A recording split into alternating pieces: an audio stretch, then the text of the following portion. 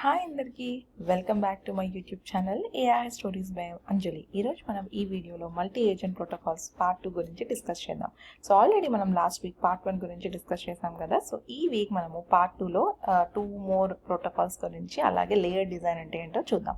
So అంతకన్నా ముందు ఎవరైనా మన ఛానల్ని ఫస్ట్ టైం చూసినట్టయితే లైక్ చేసి షేర్ చేసి సబ్స్క్రైబ్ చేసుకోవడం మర్చిపోకండి. అలాగే బెల్ ఐకాన్ కూడా ట్యాప్ చేయండి సో దట్ లేటెస్ట్ నోటిఫికేషన్స్ అన్నీ వస్తాయి. అండ్ ఎవరైతే నా ఛానల్ని సబ్స్క్రైబ్ చేసి నన్ను ఎంకరేజ్ చేస్తున్నారో వాళ్ళందరికీ బిగ్ థ్యాంక్ యూ. సో మీరు ఆల్రెడీ పార్ట్ 1 చూసారనుకుంటున్నాను. పార్ట్ 1 చూడని వాళ్ళు ఒకసారి చెక్అవుట్ చేయండి. సో ఆల్రెడీ మనం పార్ట్ 1లో ఎంసిపి అండ్ A2A ప్రోటోకాల్స్ గురించి డిస్కస్ చేసాము. సో ఇప్పుడు మనము ఇంకొక 2 మోర్ ప్రోటోకాల్స్ ఉన్నాయి, దాని గురించి డిస్కస్ చేద్దాం. సో అవి ఏంటంటే agent communication protocol which is nothing but ఏసిపి.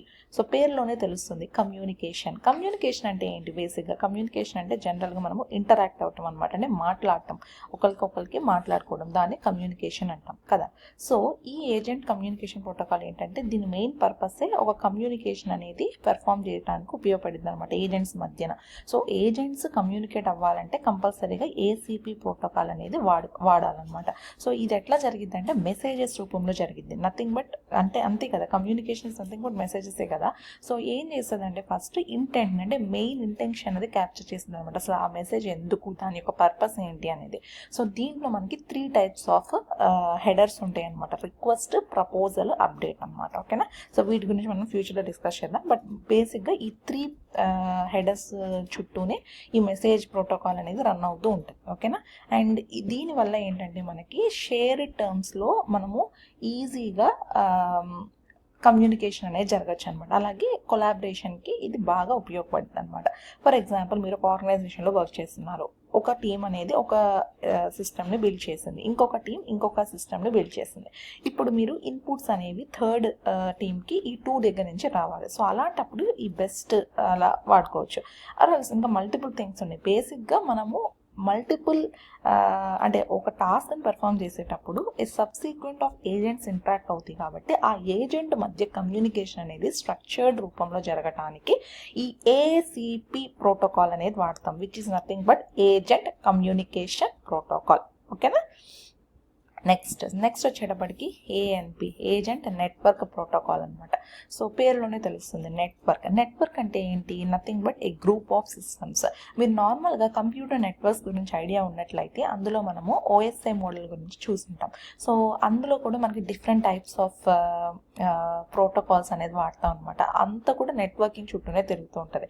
So networking అంటే ఏంటంటే ఒక గ్రూప్ ఆఫ్ సిస్టమ్స్ అనేవి ఒకరికొకరు కమ్యూనికేషన్ అనేది జరుగుతారు. ఓకేనా. సో ఈ ఏజెంట్ నెట్వర్క్ ప్రోటోకాల్ ఏంటంటే మల్టిపుల్ ఏజెంట్స్ మధ్య కమ్యూనికేషన్తో పాటు ఆ మల్టిపుల్ ఏజెంట్స్ ఎక్కడ ఉంటాయి? డిఫరెంట్ సిస్టమ్స్లో ఉంటాయి అన్నమాట. ఒకే సిస్టంలో ఉండవు, అంటే డిస్ట్రిబ్యూటెడ్ సిస్టమ్స్ అనమాట. నథింగ్ బట్ సో ఒక మల్టిపుల్ సిస్టమ్స్లో మల్టిపుల్ ఏజెంట్స్ ఉంటారు కాబట్టి ఒక సిస్టంలో ఉన్న ఒక ఏజెంట్ ఇంకొక సిస్టంలో ఉన్న ఇంకొక ఏజెంట్తో కమ్యూనికేషన్ జరపడానికి ఈ ఏజెంట్ నెట్వర్క్ ప్రోటోకాల్ అనేది వాడతాం అనమాట. సో ఇది బేసిక్గా మనకి కోఆర్డినేషన్ మెకానిజమ్స్ని, రౌటింగ్ని ఇనిషియేట్ చేస్తుంది అనమాట.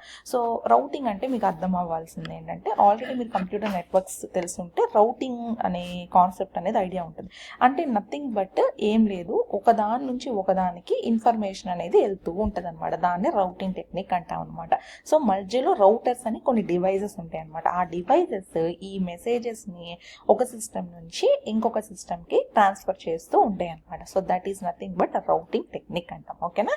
సో ఇవన్నీ కూడాను మనము ఈ ఏజెంట్ నెట్వర్క్ ప్రోటోకాల్ ద్వారా మనం చేసుకోవచ్చు అనమాట. దీనివల్ల మనకి ఏంటంటే రిలయబుల్ అండ్ స్కేలబుల్ కమ్యూనికేషన్ అనేది జరిగింది. ఎందుకంటే ఒక ఏజెంట్ ఒక సిస్టమ్ ఒకటి కొలాప్స్ అయినా మిగతా అనేది పని జరుగుతూ ఉంటాయి అన్నమాట. సో ఒకదానికి పోయినా మిగతా అనేది ఎఫెక్ట్ అవ్వకుండా ఉంటాయి. So that is the more advantage of distributed systems. And అందుకే మనము ఈ డిస్ట్రిబ్యూటెడ్ నెట్వర్క్స్ అనేవి మనము చూస్తూ ఉంటున్నాం ఈ లేటెస్ట్ టెక్నాలజీలో. సో దీనివల్ల రిలయబిలిటీ ఉంటుంది. రిలయబిలిటీ అంటే ఏంటంటే ఇందాక నేను చెప్పినట్టు ఒకటి పోయినా ఒకరికి కొలాప్స్ అయిన ఒక సిస్టమ్ ఒక ఏజెంట్ మిగతావన్నీ కంటిన్యూ అవుతాయి. అండ్ స్కేలబుల్ అంటే ఏంటంటే నువ్వు మల్టిపుల్ నెట్వర్కింగ్ అంటే multiple systems multiple agents add చేసిన ఈ నెట్వర్క్ అనేది ఎఫెక్ట్ అవ్వకుండా ప్రొలాంగ్ అవుతూ ఉంటుంది అనమాట. సో ఇదే అనమాట backbone of large scale agent systems. అంటే ఒక లార్జ్ స్కేల్ ఏజెంట్ సిస్టమ్ను బిల్డ్ చేస్తున్నప్పుడు నీకు మెయిన్ కావాల్సింది ఈ ANP protocol, which is nothing but agent network protocol. ఓకేనా? సో ఇప్పుడు మనము 4 ప్రోటోకాల్స్ గురించి చూసాం కదా. సో ఈ అన్నీ కూడాను లేయర్డ్ డిజైన్ అంటాం. సో జనరల్గా మనము ఈ లేయర్డ్ డిజైన్లో ఈ 4 ప్రోటోకాల్స్ని వాడతాం అనమాట.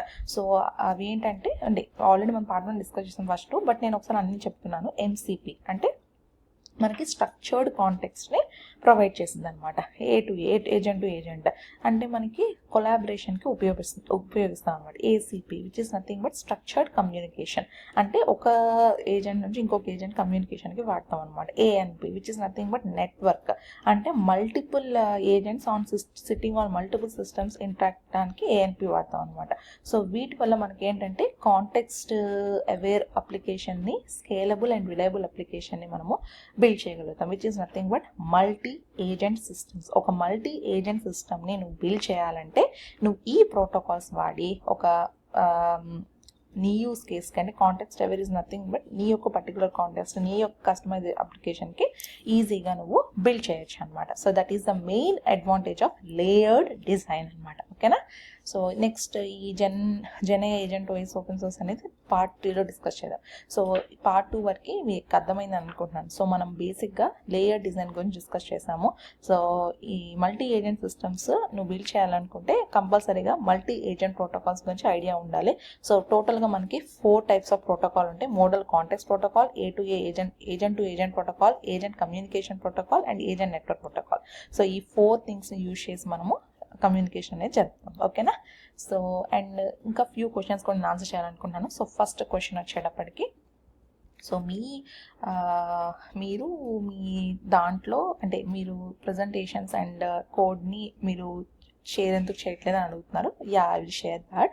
సో బట్ బిఫోర్ దట్ నేను షార్ట్స్ ప్రిపేర్ చేస్తున్నాను అండ్ షార్ట్స్ అయ్యాక మెటీరియల్ అనేది నేను కొంచెం కస్టమైజేషన్ చేస్తున్నాను. అంటే లైక్ ఓన్లీ క్వశ్చన్స్ వచ్చి ఆన్సర్స్ అనేవి నేను వీడియోలో డిస్కస్ చేసేటట్టు, సో దట్ మీరు మీ ఓన్గా ప్లే చేయడానికి యూజ్ ఉంటుంది. అట్ ద సేమ్ టైం మీరు దానికి ఆన్సర్స్ కావాలన్నా of course you are using ChatGPT కదా most of the థింగ్స్కి.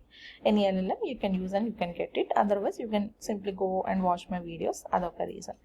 And next thing వచ్చేటప్పటికి మీరు పైథాన్ని కవర్ చేశారా మీ సిరీస్లో, అండ్ మీరు బేసిక్స్ అన్నిటిని కవర్ చేస్తున్నారా మీ సిరీస్లో?